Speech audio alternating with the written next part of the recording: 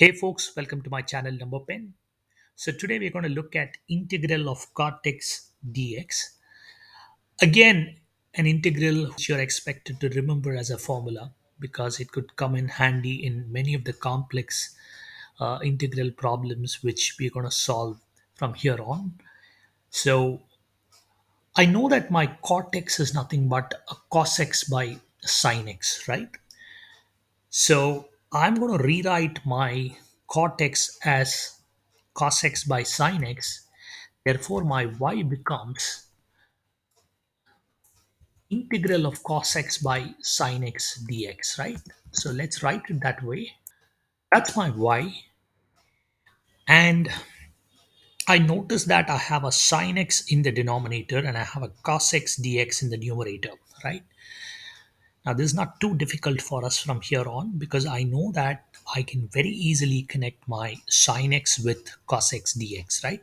So I'm going to solve this by the method of substitution. My t equals sin x, which means my dt by dx equals cos x, which means my cos x dx equals dt, right? So now I go back to my y and see if I can rewrite my y in a much simpler format, right? My numerator has got a cos x dx, which is nothing but dt, right? And I'm picking this from the substitution that we have made down below. And then I have a sin x in the denominator. So my cos x dx becomes dt and my sin x becomes t.